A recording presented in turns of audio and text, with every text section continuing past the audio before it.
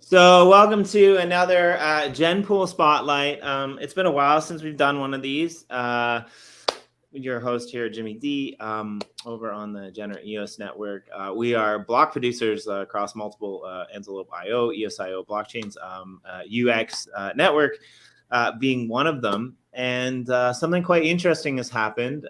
There's been some rumors about this for a while, but essentially we have Gnome here to talk about what's happening when it comes to, I guess, in a way, like a new leaf turning over from one of the older projects that in the EOS IO on EOS space, Vigor, and the Vigor 2.0 launch over on the UX network.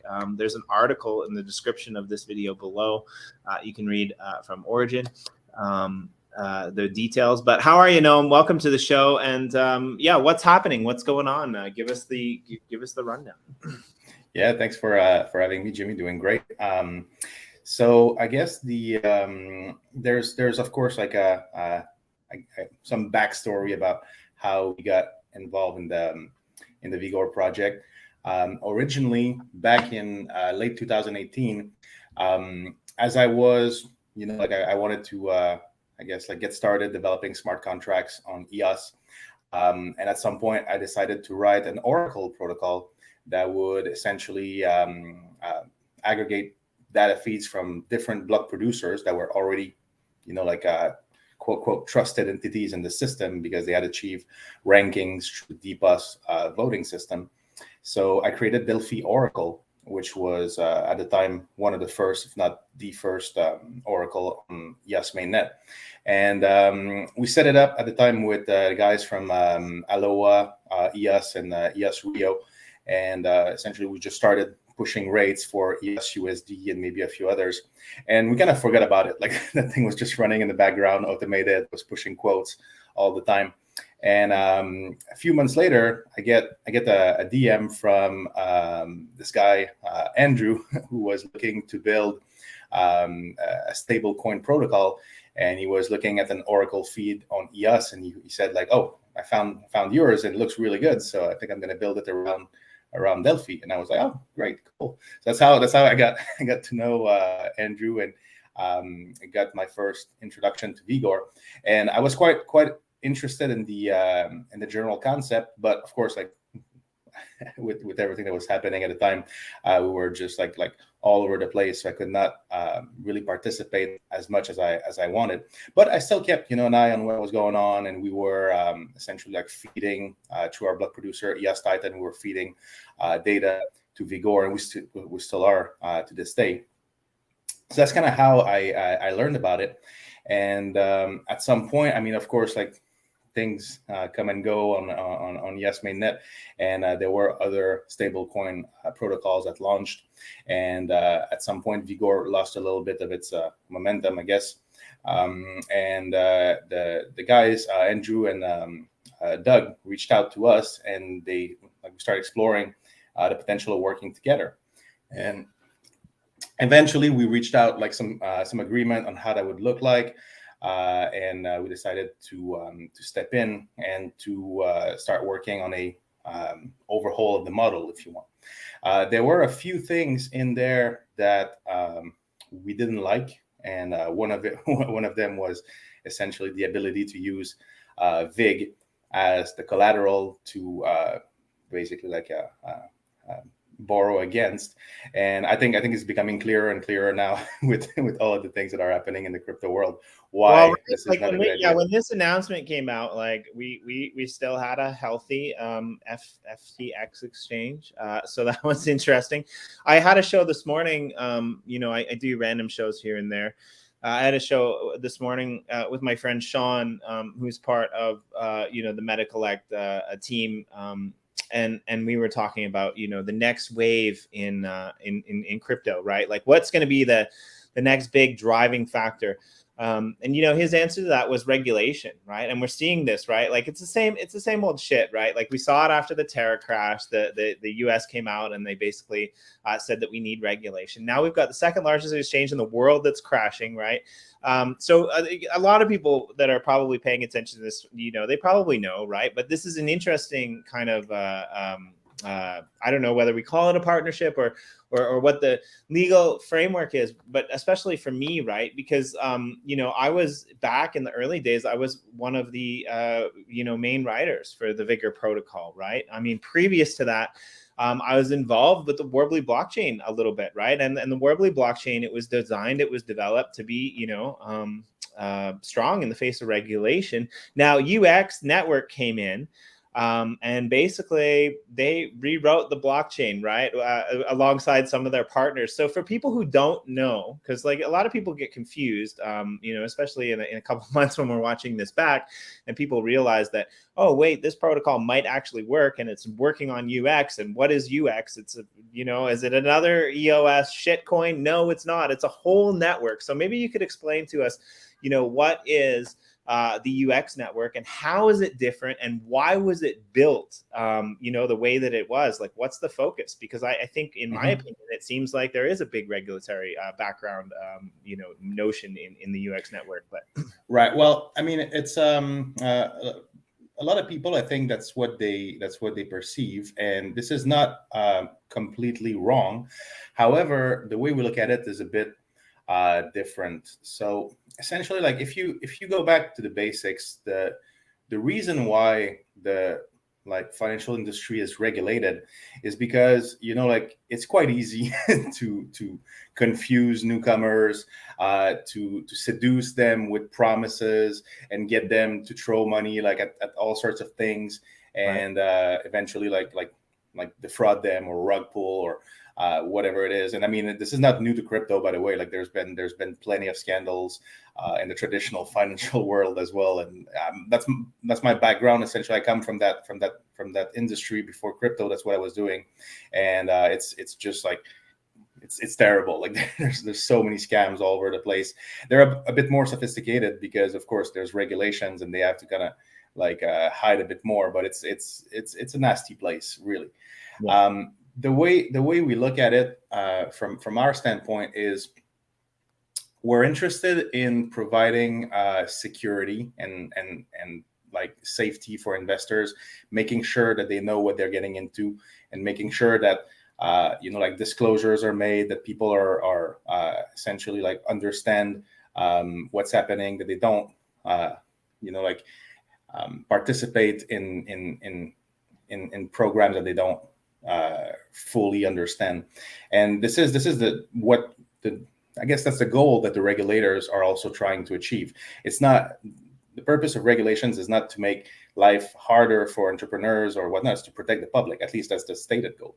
And it's at the end of the day, what really matters is, can we provide a system that is transparent, that has all the tools that are required to make well-informed decisions, that can essentially impose the correct barriers for the correct people? Can we make sure that certain individuals that have achieved a certain level of sophistication can access some products, but in order to get there, you need to demonstrate that you've achieved this. And this is how the traditional financial markets work. If you open a brokerage account at any of these traditional houses, like trading desks or like brokerages or whatnot, they will ask you, first of all, what is your investor profile, what is your risk tolerance, what is your level of expertise or sophistication with different financial products, and yada yada. And that's all to protect you from having from shooting yourself in the foot, basically. Well, I'm about to shoot myself in the foot here, because I love how you sugarcoated that, right? I think that's a great narrative. I'm on the other side of it. we need crypto regulation for crypto to work. Because I know if I was $1 million investor and I was going to throw money into a market and there was no regulation behind the company who was, setting up the venture capital fund, or who was, issuing these tokens for whatever game or whatever, piece of art, and they could just change the back end code whenever the hell they wanted, then why am I in crypto? Why do I even bother being, in this industry if there's no regulation? And I think that open, honest transparency is a key factor. But the idea that it should never be regulated, I think it's crazy, right? And it can be regulated through many ways, because we've got essentially. Sorry, go ahead. Essentially, like if you think about it, like like when like entities that are typically regulated they are regulated because they have a custodial or fiduciary responsibility towards their investors or depositors or whatnot. It's because they have I think I froze. Okay, all right. They have some sort of responsibility towards whoever they're engaged in business with, and this is what Bitcoin was able to remove when it launched, because essentially, like, it was all about like self-custody of your keys, running your own node, verifying your own transactions, and so on and so forth. And eventually, other crypto projects came in and started removing some of these elements and bringing back this kind of responsibility of third parties. And that's where it becomes very dangerous. And to your point, like, what's the point of a blockchain if if there's the same issues that can happen with people abusing their power and stealing funds and doing all sorts of things. So that's one of the things that we're quite passionate about.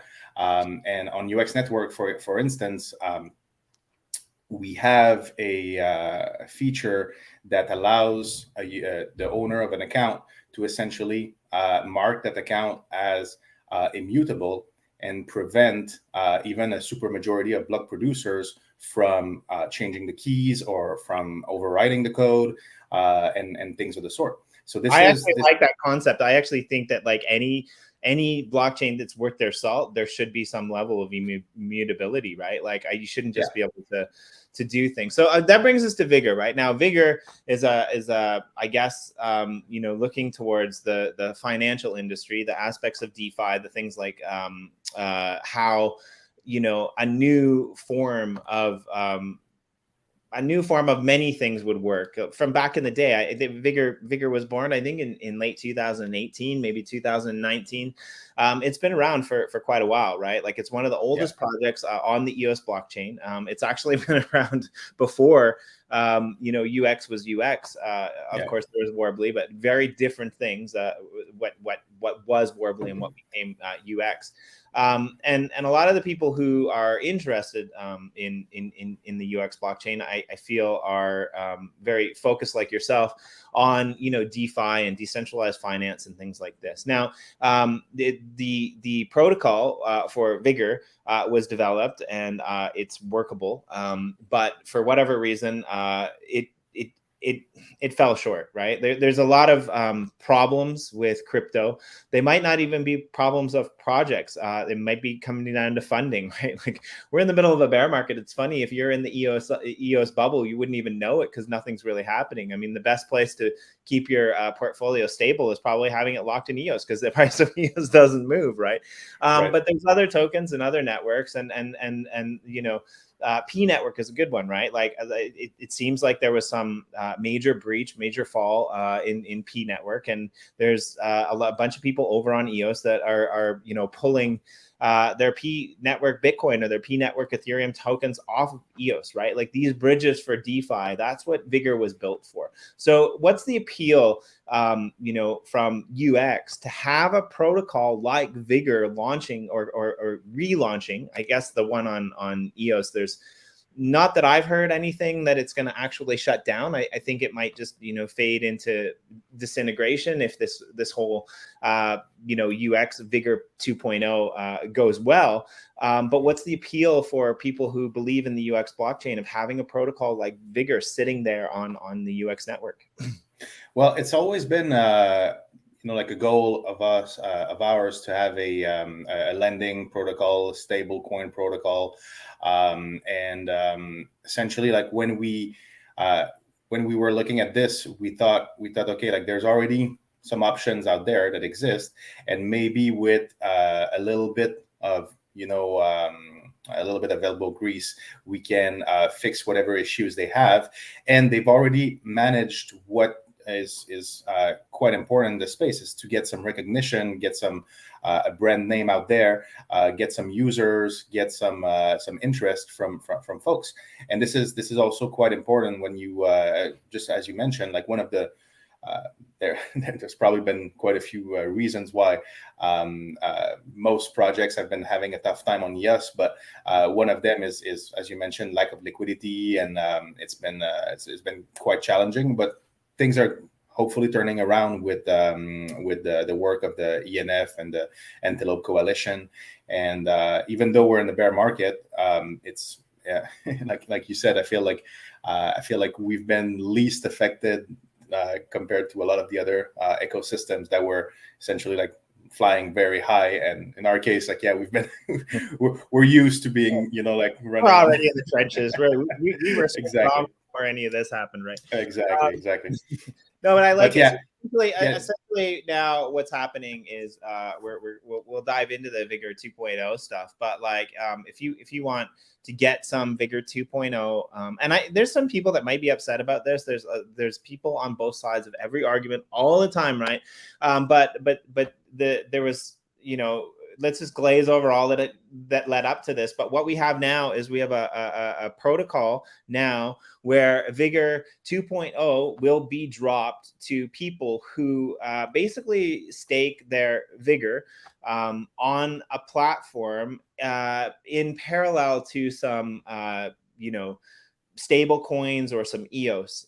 So let's start there because we have some questions from the audience, right? You can read about the process that they decided upon in the Origin article that I put above, right? But we do have some questions that I kind of want to get to because I don't even know if you have answers to them. But what's the allocation? Well, let's start with this one. What is the total supply of Vigor 2.0? Do we know this? Do we have an answer for this, or has it not been decided yet? It will launch with also 1 billion tokens. Okay. However, it will be a floating supply. So there's essentially a mint and burn mechanism to VIG 2.0, depending on on a number of factors that are essentially like driving usage. And we felt like this is required for a token of the nature of VIG. A fixed supply is not appropriate for this particular role, and so it will float. However, it will start at 1 billion as it is right now. Now, the way that we've structured the upcoming airdrop is you have to stake 1,000 VIG for each $1 worth of USDT or EOS or Vigor that you're going to be staking in the contract, and that will give you one share of the Vigor 2.0 airdrop. And the number of shares, that 1 billion tokens, is going to be divided by the number of shares that qualify by in the Vigor staking contract. So essentially, is there any Vigor 2.0 that is held back for the UX team? Is there any share of Vigor 2.0 that's held back for the Vigor team, or is everything going to go out to people who stake it, right? Like, is the whole supply going to go out, the whole 1 billion supply going to be rolled out to the stakers, which might include people from the Vigor team, it might include people from the UX team, but do you have to stake to get Vigor, or is there an allocation that's going out to other people that, for promotional reasons or development reasons or things like that? There's 15% that we're planning to earmark for these questions. So for business development, for software development, and building additional protocols on top of it. But it might, we're not 100% sure exactly like how we're gonna when we're gonna allocate this. But from the staking numbers that we see so far, it's about 50%, give or take, of VIG tokens that have been staked, and there's probably about like 5-10% last time I checked that won't qualify because they don't have the appropriate coverage from USDT or EOS as well. So it should leave plenty of room for that allocation, and people should not be diluted through the process. On the contrary, they should be concentrated, I guess, get more VIG2 per VIG. So we don't really know how much, like it really depends on how many people there are and what percent of the major pool your allocation will get you. Like we can't really say that one Vigor will get you one Vigor, or one Vigor will get you 10 Vigor, or 100 No, Vigor will get you that. It can't really be known until we don't know that yet. Much, right? We're not going to know exactly. And furthermore, one thing that needs to be explained as well is that this is also time weighted. So basically, we started that staking process. I mean, towards the end of October, but it starts counting on November 5th. So essentially like as of last week. And then when we are about to do the airdrop, we will use history solutions to look at what the stake of every user was on a specific given day. And we will calculate how many shares they earned for that particular day. And then we will repeat the process for each day. So essentially, even, some people might still want to participate and they can still do it. They will miss out on a few days of reward, but it won't matter much in the grand scheme of things. But that's important to highlight that as well, because it's we want to reward those that are still around, that are still paying attention, that are still willing to contribute in one way, shape, or form. And unfortunately, a lot of people got, I guess, wiped out in the market downturn. But if you're going to restructure a project, it will require capital, it will require effort, it will require work, and we want to basically take that task with people that are willing to commit themselves as well. By staking to the contract, you're not engaging any funds towards that purpose just yet, but you're signaling that you have something that might eventually be put to contribution if you decide to do so. So for us, that was quite important. I'm torn on this, to be honest. Like this isn't Vigor or UX specific, but I often find myself having this internal debate about where the real value of being a long-term holder would be, right? Because I do see the appeal of basically starting with a fresh slate on a lot of these things, right? We've got a lot of people in the industry that will come in with a Hail Mary as an early investor, and then they'll just drop off the face of the earth, right? And that token supply, that allocation is out there, which causes problems for people who are actually in there doing good things, right? Now, on the flip side of that, you do have people who were long-term investors that, put a lot of time and energy into working for the Vigor protocol, because it was a decentralized system. Everything was essentially open sourced. Even the meetings, a lot of them would happen, out there. But not the Vigor lending contract, ironically. not that, but like a lot of the things back in the day were given to people who worked, myself included, right? But I'm more than happy to have to. I'm personally more than happy to have to put up a little bit of collateral that isn't just VIG. So it's nice that Vigor was included as well, right? Like Vigor it's supposed to be the stable coin that's supposed to have a peg of $1. Well, let's just leave it there. We've got EOS, which of course is important. So another question that we have then is, the Vigor 2.0, the token, when it's deployed, will be deployed on the UX network. I mean, Charlie Q wants to know what chains will Vigor support. Do we have any information on that? Is it going to be strictly on UX? Is there going to be bridges to other EOSIO chains? Is there going to be bridges to chains beyond the EOSIO ecosystem? Is it going to be a deposit, collateral, and it's released on the other side, type of P network type of thing? Do we have any information on how this will work when it is deployed?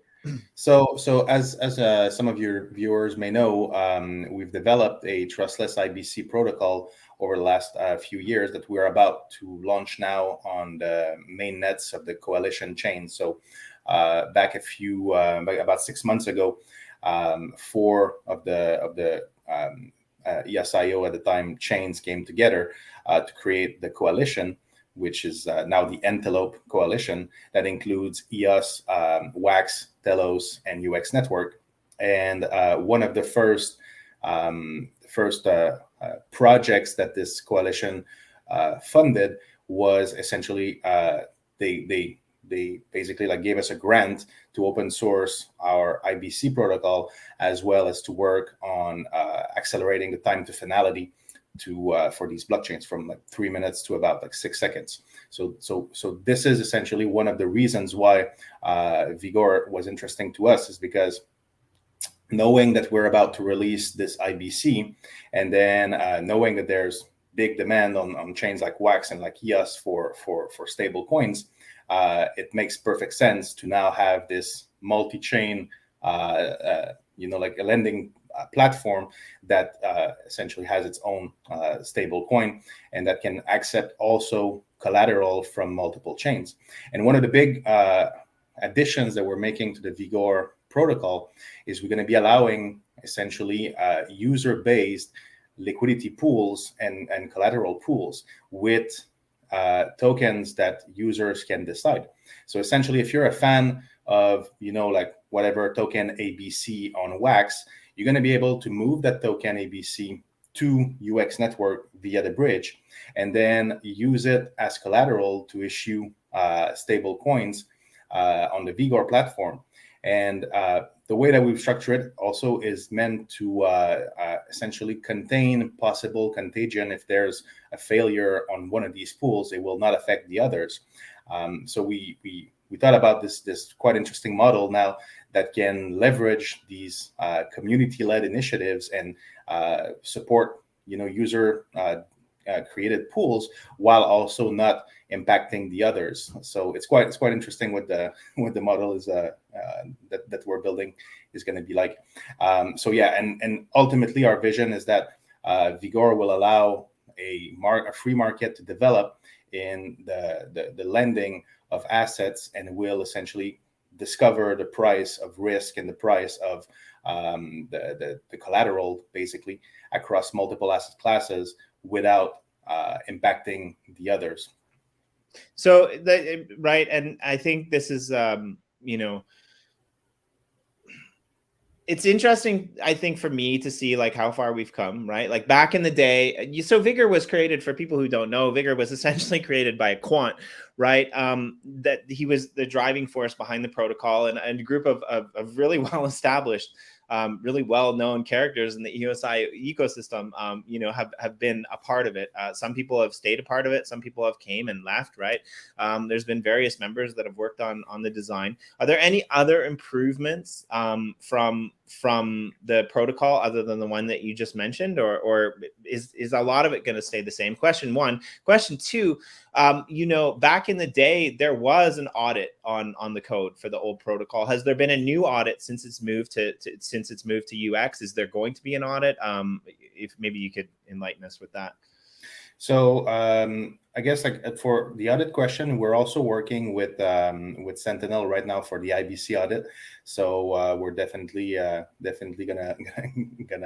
keep them in mind when it comes to time to audit Vigor 2.0. But we're still like several months down the road before we get there. So my estimate, and it's really an estimate, is it's probably going to take another 6 to 8 months before Vigor 2.0 goes live. And there's of course like we're working on the model as we speak, and then we're gonna implement the smart contracts, but we also have to build everything else that goes around, like UIs and like services and like back-end stuff. And so we don't have an exact date, but Vigor not yet. The idea is in around 6 months it'll go live. Do we have any idea for when the airdrop will be distributed? Actually, I would think the airdrop will be probably around the same time that the contracts go live. So again, like my target right now is 6 to 8 months, but I mean that's my best estimate, but who knows? in this context, users will essentially have more time to be able to stake assets. There's no window for this closing anytime soon. Now, obviously, if I unstake my EOS or I unstake my things, the price will go down. You're probably going to want to have to keep an eye on this, because if the price of EOS goes down, for example, then you might not meet the threshold to have. Because I think the original was $1 worth of three or four different cryptos in parallel to in parallel to 1,000 Vigor tokens will get you your application to the airdrop, whatever that happens to be, right? Yeah. Now, will the token be distributed on the UX network? Like, going back to what you were saying, the general idea is that there'd be a bridge that works in tandem with the protocol to be able to pull assets from the Wax blockchain or from other blockchains.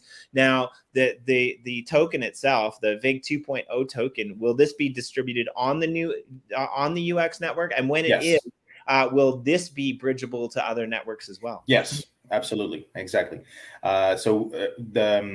Essentially the main facilities for Vigor and the lending contract and all of that stuff is going to be on UX. But it will, like the tokens themselves, whether it's VIG or other like stable coins and assets that go inside these pools, will be essentially like fully multi-chain. Can move them from one chain to the other through the IBC.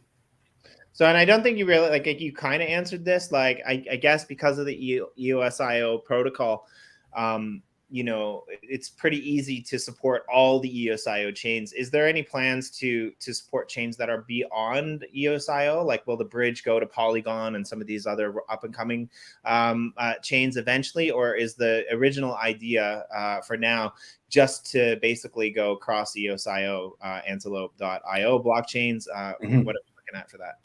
So of course, like, this is what we've been focusing on, the essentially the IBC technology for Antelope chains until now. But this is also the reason why we decided to start working on this faster, like instant finality, to achieve much lower time to finality, much shorter proofs when it comes to interchain communication. And the reason for that is exactly what you said, because when you want to interact with other blockchains, especially chains that don't have the compute power of Antelope, you need to have very compact, very small proofs. Looking, for example, at Ethereum and Binance and like other EVM-based chains, it's quite limited, the throughput that these chains have. At least you know, if you want to keep the cost reasonable. So shrinking the size of these proofs, shrinking the time to finality, gives us a big boost there. And we've already done quite a bit of work in integrating with other chains like that. It's just that at this point, it's not economically practical. At some point, I mean, like, the gas fees are down on Ethereum quite a bit now, but at some point we were running simulations, and it would cost like $10,000 to make a proof like we're doing on Ethereum. So I mean, like now it probably would be like few $100s, but that's still very high, you know. So I mean, go to Strato. I mean, it's super cheap fees. The network doesn't die that much, and I mean, it's a good time to get in. Not financial advice, by the way. Never follow Jimmy when it comes to financial advice. Not because, like, you know, I'm not saying that because I believe that it'll keep me out of trouble. Just if you're following Jimmy D for financial advice, you got bigger problems in your life than that. Definitely. But so how this kind of came about then was, I guess the easiest way to kind of explain what's happening here, and over the course of the next 6 months is we went from kind of a protocol that was built by a bunch of community members who were active, and now UX and Origin, you know, however they're connected, they're taking over a kind of key role in the development of Vigor 2.0 and the platform and the protocol, right? So there's a couple questions here about the quant, you know, about Andrew. Is he still a part of the developing team? The people, I'm kind of curious about the people who built Vigor, you know, 1.0, who worked on it for all those years. Are they still working on, you know, developing these things out alongside UX, or is this, how is the restructuring of the platform what's it going to look like? Like, is it going to be a whole new team? Is there going to be some collaboration? Is there going to be considerations, like the people whose this baby is, are they still working with UX on the back end? So we're definitely, I mean, well provisioned to kind of carry that task forward. That's also our background, by the way. Before I was in crypto, I was essentially a software developer working in algorithmic trading, quantitative finance. So I'm not so much on the math side of things, but definitely on the algorithm implementation side of things. And Darren, who you may know, who's one of our partners in Origin and actually the CEO of the company, is also a financial engineer / quant. So it's it's definitely the same kind of background that we have. We also have a team of quants that are like just doing that kind of stuff. So from that standpoint, we're definitely we've got the resources to accomplish this, but we're very open to collaboration with other people as well, and absolutely, if anyone has any skill sets that they think could be useful for the release of Vigor 2.0, reach out to me. I'm on Telegram, Gnome. that's me. So just ping me, and happy to have a chat. It's is Andrew, like a couple of people want to know, is Andrew still involved, or at this point he's not? I mean, we offered him to participate. So I think he might resurface at some point. We'll definitely keep that's a better question for Andrew, not for you, I guess, right? Exactly. But we're absolutely open to collaborating with him. Like he's a good guy, and he's obviously has a good grasp on these things. Okay, great. And so I think one of the other appeals about being able to stake Vigor 1 in parallel with some of these other tokens that are supported on the platform is that there was a nice little adaptation that would add extra rewards from the yield plus, which, so there was a question here from Dan, yield plus rewards, will they be paid if we only stake EOS or USDT, or do you have to stake in proportion at minimum, do you have to stake in proportion both to get the yield plus rewards as well?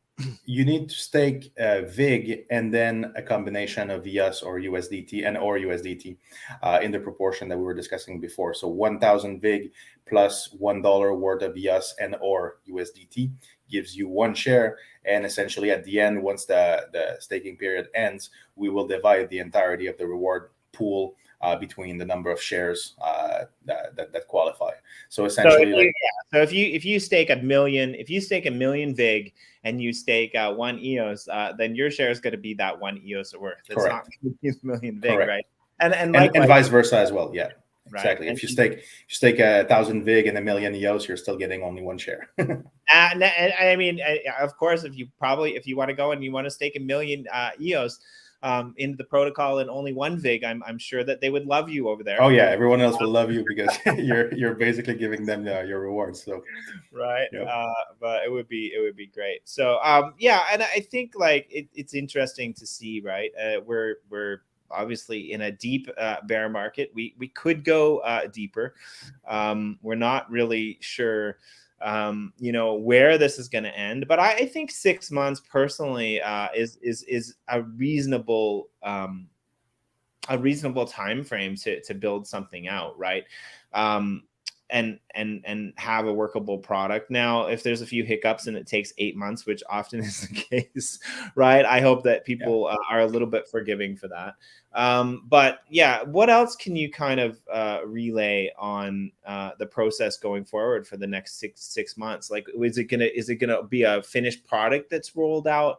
Will it be adding and adapting to small pieces as they're built out in the public eye? What's the process for this? Do we have one? I think more that second approach that you mentioned. So essentially, like what we're really aiming for is to build a foundation. So of course, like the smart contracts and I guess like a rudimentary but functional UI and the facility to use the smart contracts for a non-technical person.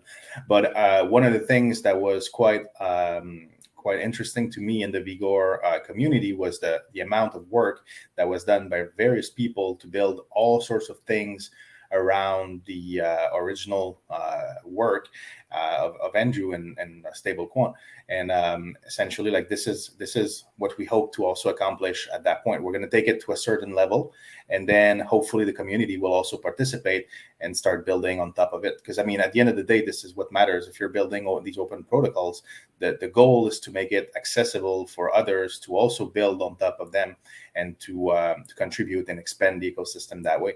So this is what we hope will happen down the road as we get to that initial release. Okay, very cool. And so, like the initial release, I'm just guessing here, but I would imagine it'll probably roll out supporting the same tokens it does. What's the long-term game plan? There's a question here from Charlie Q, which I quite like. Like, what assets will this new protocol over on the UX that's cross-chain support? Will it be only crypto? Is there plans to stocks, bonds, great question. Kind of. Great question. I think down the road, what we are looking at, as far as I'm concerned, and what really excites me is the tokenization of non-crypto projects, basically, or non-crypto assets. Really looking forward to that kind of stuff. And I think these will actually work even better than cryptos for collateralizing a platform like Vigor and loans against that. Because when you think about it, if you have all sorts of like a basket of cryptos that are all like super highly correlated, when the market takes a dive, everything takes a dive, and the whole thing becomes insolvent pretty quick. And there's not, if you look at CoinMarketCap these days, like everything is red, like double digits losses, and so that doesn't help you much. But if you're able to put in that basket, like if you're able to put in things like tokenized real estate or tokenized precious metals or other commodities or stocks or bonds or things like that becomes really, really interesting, because now you have this like very diversified, very like low correlation basket of assets, and then you can reduce the margins a lot more. You don't need to have like 110% collateral. You might be able to bring that down to 105, 103, and so on and so forth. So like it's quite interesting to have these kind of things.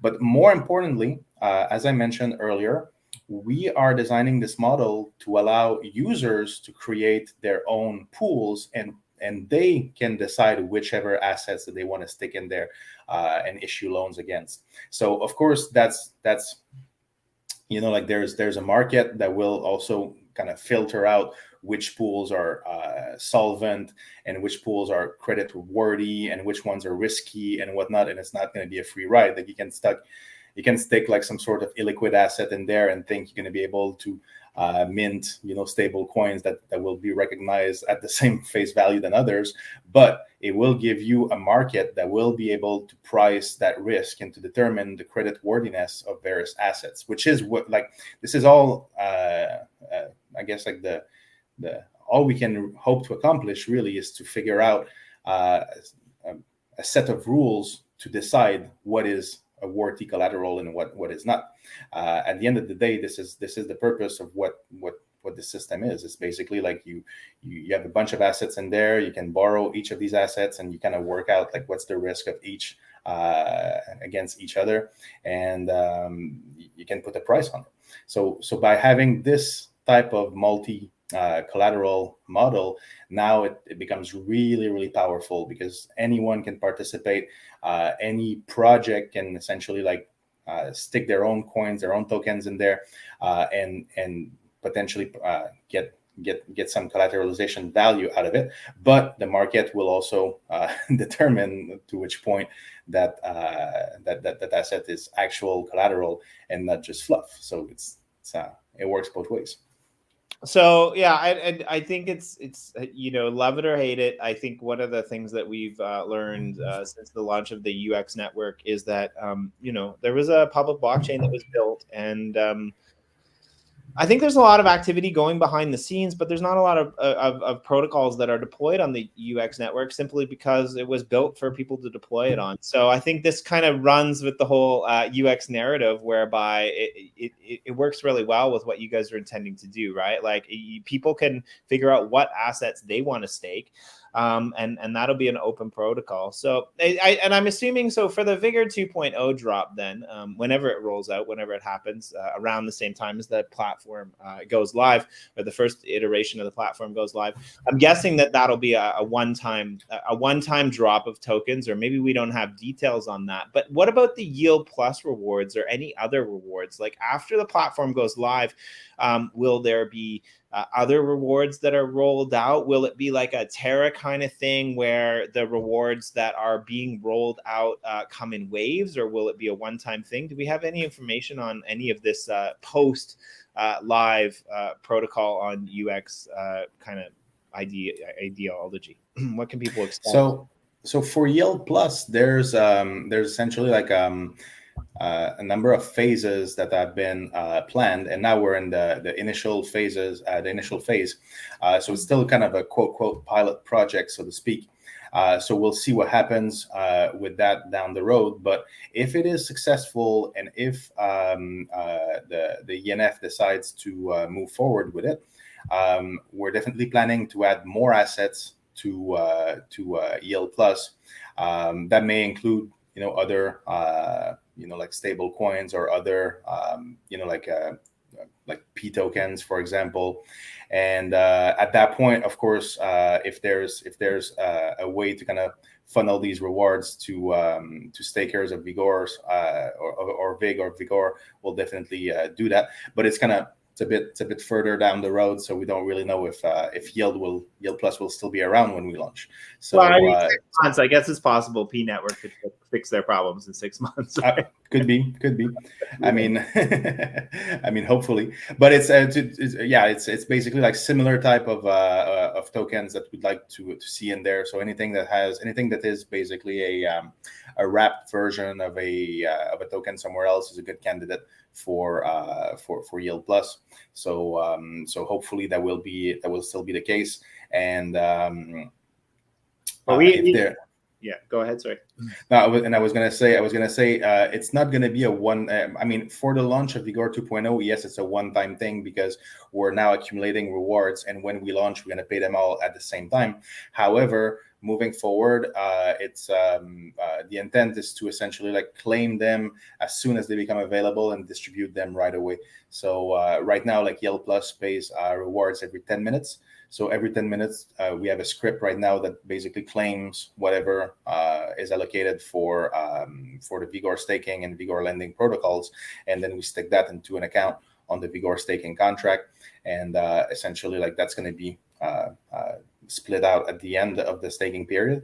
But following that event, moving forward, anything else that Yield Plus pays to Vigor will be basically like disseminated right away to the holders.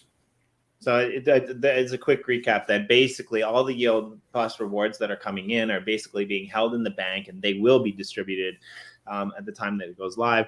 And we're not really sure in 6 months what's going to happen to crypto. The world might self-implode.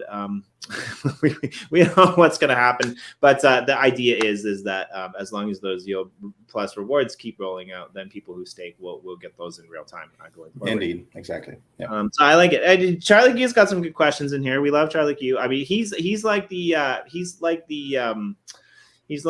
Lord of the Rings, my precious, in the EOS community. He loves filling his pockets with the things that he loves, and this is why we love him. He's a champion. But he wants to know, is Origin working with checks in any way? Maybe you could deposit carbon credits on Vigor for a loan. I mean, I love the idea of this. Chintai, one of the old school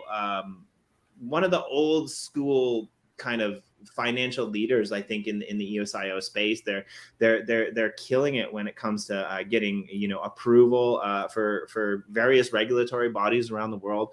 They're doing great things. But I'm just going to jump in and answer this because I think, from what I'm understanding, is someone like Charlie Q could come around after the protocol goes live, and he could take his checks, and he could figure out a way to throw checks on the platform potentially for himself, and start this whole train rolling the way that he wants to, with the coins he wants to. Do I have that correct? Yeah, exactly. And this is our objective. We want to provide that facility, and then let the users figure it out, like decide what is actually a credit-worthy collateral for loans. And I mean, I'm following with great interest what the guys at Chintai are doing. Like I've been following them since the beginning, since the early days, and definitely very open to collaborate with them. I think it's going to be interesting to see. I mean, regulation. I mean, the UX network, Vigor potentially, already sitting in the saddle, waiting for the gates to open. Heading into the next bull run, especially Chintai as well. There's a bunch of other projects. There's a really interesting library ruling last week that basically, came out and said, well, no, screw you. You're releasing a token. And just because you say that you don't want it to go up in financial value, you're still at the beck and call of the SEC because you're idiots. You can't just say things and make them come true, which I think is interesting. So I think that there's definitely, it might not be the next bull run, but I think that there's definitely a case to be made for these, blockchains that are moving slow, that are the projects that are making sure that everything is regulated, and we don't have to backtrack, in 5-10 years down the road because we accidentally released a security because we didn't know that anyone was watching. Right. Yeah, exactly. Right. But is there anything that I'm missing? Right. Like, I think I got most of the comments that were sent to me, most of the comments that are in the chat. Is there anything from the community out there that I might have missed that you want to ask one more time? Is there anything that you've noticed people asking questions about in the Vigor or UX channels that maybe you want to address and clarify? Gnome as well. I've been trying to keep up with the discussion as much as possible in the Vigor channel to answer questions as they are being asked. But feel free to tag me at any point, anyone who has a question, and just ping me. Another one here from EOS Watchdogs. Will users have to KYC to withdraw staking rewards? I don't believe so. We will confirm that, but I don't believe that's in the cards right now. There's on UX Network, we did build a user identity verification portal that essentially marks accounts on chain as verified. So that's a facility that we built with the intent of extending at some point to some sort of a decentralized KYC. We're still like at very early stages there. But if it becomes a requirement due to essentially regulators wanting to have KYC, we are essentially ready, and we can flip that on it. It's basically just a switch that we have to flip on, and it's good to go. So, but as it stands, no, we don't think so. Okay, great. Yeah, I mean, I don't think I have any other questions. I mean, I'm excited to see what happens with USX. With USX. With UX network and in general. But the Vigor news for me was quite exciting. What can people do to stay informed other than follow the Vigor Telegram chat? Is there any place other than that, and Origin Medium, if you're not plugged into there, is another good one to follow. Are there any other channels that people can have discussions in that are focused directly on this? That people typically, most of our announcements we make on Twitter. So like following the Origin Twitter account and the UX Network Origin account definitely is a good place to be. Typically, these are also shared by members of the community in the Telegram channels shortly after. So it's probably you'll probably still be quite well informed if you're there. But I guess like don't hesitate to ask questions in these channels either. I'm always very happy to answer. Just tag me and ask me the questions, and I'll do my best to provide clarity. Okay, very cool. Thanks so much for joining us, Gnome. It was great. It was lovely to meet you. Thanks for having me. Yeah. Please come back on and give us an update when you have one. Absolutely. Yeah, we'll be working on a roadmap, and hopefully we'll be able to provide this in the coming weeks, and that should give a bit of an idea where we're headed with the whole thing. Cool, very cool. And yeah, from the GenerEOS side, go vote GenerEOS.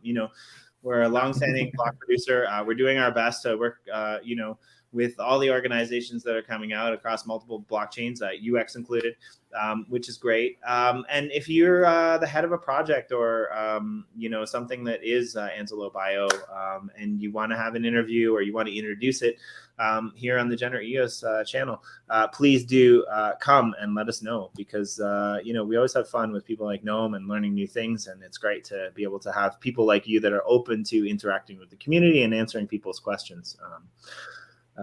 Thank you all for joining us, and we'll see you next time. All right. Thanks, Jimmy.